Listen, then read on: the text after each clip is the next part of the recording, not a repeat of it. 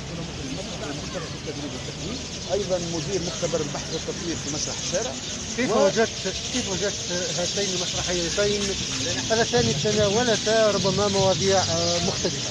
هو في الحقيقة ما قدم مهم جدا، على الأقل كفكرة أقدمت عليها هيئة المهرجان، ولكن يبقى فكرة التنشيط في الشارع مختلفة تماما عن عروض مسرح الشارع.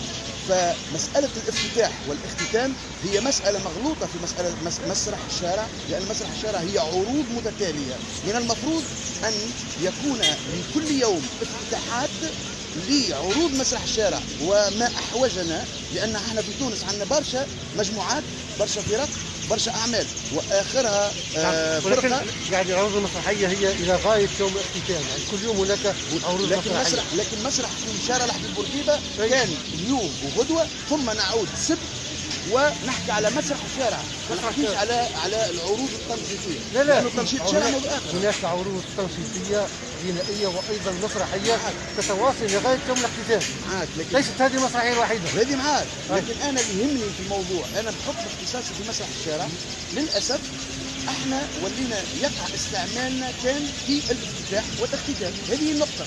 وايضا النقطة الثانية، مسرح الشارع فيه نوع من الحميمية في التواصل مع المتلقي، وهذا البريار اللي نشوفه فيه هو حاجز يمنع هذه الحميمية، رغم اجتهاد زملائنا الفنانين اللي حاولوا باش يتفاعلوا مع الجمهور، حاولوا باش يتعاملوا مع الجمهور، وهذا يحسب في حرفيتهم. اليوم شفنا زوج عروض مختلفين ولكنهم مهمين، عرض سي وليد الخضراوي وهو مريض، وعرض الداموس لمجموعة الكتار، زوج عروض أنا أعتبرهم مهمين جدا في الشارع. ويا حبذا لو نلتفت إلى مسرح الشارع، لأنه يحمل قضايا يومية للشأن العام، وخاصة قضايا المواطن. هذا المواطن وأنت كنت تراقب تفاعل هذا المواطن، كيف كان تفاعله مع هذا المسرح، مسرح الشارع؟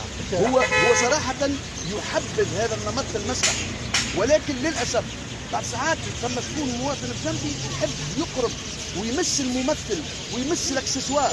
علاش هالحرمان هذايا وهو الذي يريد أن يقترب إلى الفعل المسرحي؟